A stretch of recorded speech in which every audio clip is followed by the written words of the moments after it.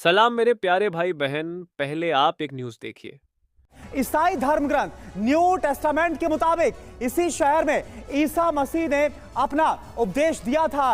यहीं पर उन्हें सूली पर चढ़ाया गया था और फिर यहीं पर वो अवतरित भी हुए थे। इजराइल में थर्ड टेंपल बनाने की मांग जी मार्च महीने में संसद में भी टेंपल की मांग की गई है। अल अक्सा मस्जिद की जगह थर्ड टेंपल बनाने की मांग, डोम ऑफ द रॉक को भी हटाने का प्लान है। तो अपने आप में देखिए, ये जो खबर है ये अपने आप में बहुत अलग खबर है। देखिए, युद्ध के बीच अगर ऐसी स्थितियां आती हैं तो इसके रिएक्शंस क्या होंगे, क्योंकि इसमें जो जुड़ी खबर है वो हम आपको ये बता रहे हैं कि अल अक्सा मस्जिद की जगह थर्ड टेंपल बनाने की बात कही जा रही है और अल अक्सा मस्जिद को लेकर आए दिन विवाद होते रहे हैं, ये किसी से छिपा नहीं। और यही वजह है कि धर्म युद्ध का इसको नाम भी दिया जा रहा है। यह है यरूशलेम में अल अक्सा मस्जिद।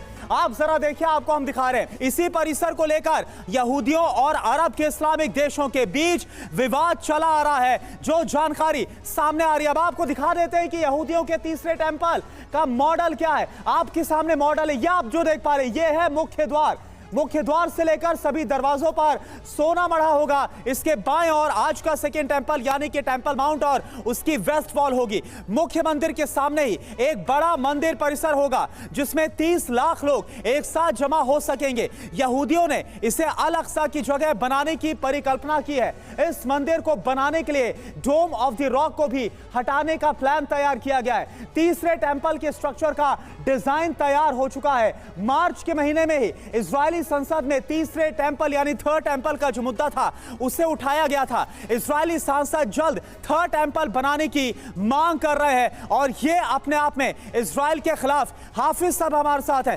हाफिज सर, मैं आपसे समझना चाहूंगा, थर्ड टेंपल। मेरी मसीह भाई बहन, जैसी कि आप न्यूज़ क्लिप में देखा, वीडियो में आपको एक थर्ड टेंपल बनाने का न्यूज़ देखा गया। इजराइल के प्रधानमंत्री जो है मार्च के महीने में अनाउंस कर दिए कि अब थर्ड टेंपल बनाई जाए। मैं आज आपको विस्तारित रूप से बताऊंगा कि वह थर्ड टेंपल क्रिश्चियन लोगों के लिए है या फिर ज्योति लोगों के लिए। और आपको पहले यह बता देते हैं कि थर्ड टेंपल निर्माण करने से पहले वहां पर एक लाल बछिया का बलिदान होगा और इजराइल को भी यह लाल बछिया मिल चुका है।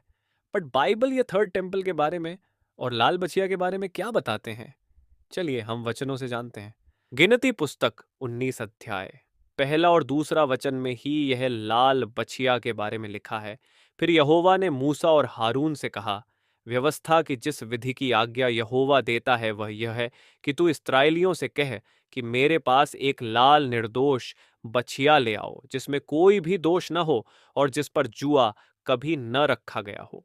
दोस्तों, बाइबल की भविष्यवाणियों के अनुसार यदि देखा जाए तो यहूदियों के तीसरे मंदिर के बनने से पहले उनके पास एक लाल बछिया का होना बहुत ही ज्यादा जरूरी है, क्योंकि लाल बछिया जब बलिदान की जाएगी तभी तीसरे मंदिर का निर्माण कार्य शुरू हो सकता है। और आप इजराइल से एक ऐसी अपडेट निकल कर आ रही है कि उन्हें वह लाल बछिया मिल गई है, जिसकी वजह से अब तीसरे मंदिर का निर्माण कार्य बहुत ही जल्दी शुरू होगा और थर्ड टेंपल पूरी दुनिया को बहुत ही जल्दी देखने को मिल सकता है।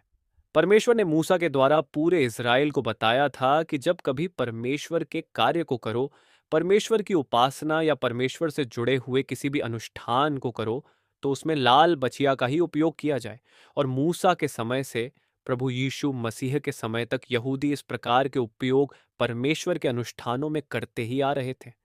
लेकिन प्रभु यीशु मसीह के मरने के बाद लगभग 70 एड में जब यहूदियों ने रोमन गवर्नमेंट के खिलाफ एक विद्रोही किया, तो उसके जवाब में रोगियों ने इस्राएलियों पर काफी सारे सत्ता किए।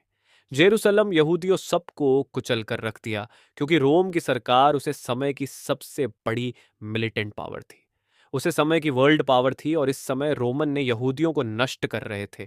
उन्होंने परमेश्वर के मंदिर को भी तोड़ दिया था और सारे यहूदी अपनी जान बचाकर इधर उधर भाग गए। अलग अलग कंट्रीज में जाकर वह सेटल हो गए थे।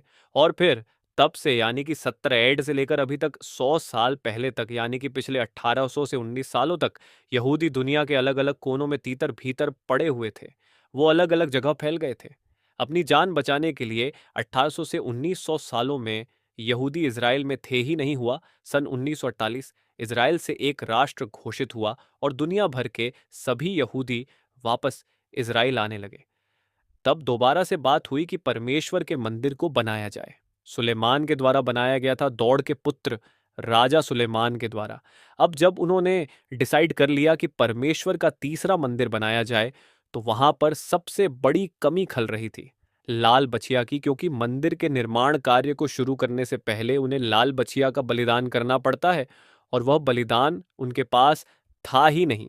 इससे पहले सन 2018 में ऐसी कुछ न्यूज़ अपडेट आई थी कि उन्हें लाल बच्चे मिल गई हैं, लेकिन वह परफेक्ट नहीं थी जैसा बाइबल में बताया गया था।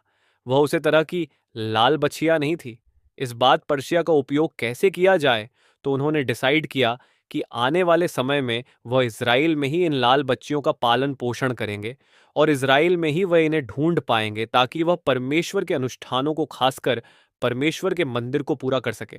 लेकिन दोस्तों, फिलहाल इज़राइल से इस मुद्दे को लेकर लोगों के बीच में काफ़ी एक्साइटमेंट है और लोग काफ़ी खुश हैं। और आप देखना यही बाकी है कि कब थर्ड टेम्पल का काम शुरू होगा और कब पूरी दुनिया यहूदियों के तीसरे मंदिर को देखेगी। और फिर उसके बाद हम जानते हैं बाइबल की भविष्यवाणियों के अनुसार कि एंटी क्राइस्ट खाना होगा और बहुत सारी ग्लोबल इवेंट्स होंगी जो कि पूरी दुनिया भर में प्रभु यीशु मसीह के आगमन को लेकर निकटता दर्शाएंगी।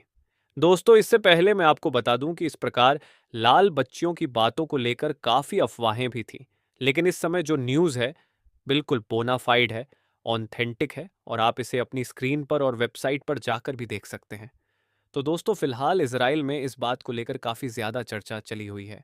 लोगों के जीवन में काफ़ी एक्साइटमेंट है, और आप देखना यही है कि कितना जल्दी से जल्दी थर्ड टेम्पल का काम शुरू होगा। और फिर हम जानते हैं कि बहुत सारी इवेंट से घटनाएं हैं जो उसके बाद होगी। इवेंट्स की जानकारी देते रहेंगे, आपको सारी अपडेट्स प्रोवाइड करेंगे, इसलिए आप हमारे साथ बने रहिए। चैनल को सब्सक्राइब करें, वीडियो को शेयर करें और परमेश्वर के वचन को फैलाने में हमारी मदद करें। वीडियो के साथ तब तक आप सभी को जय मसीह के दोस्तों।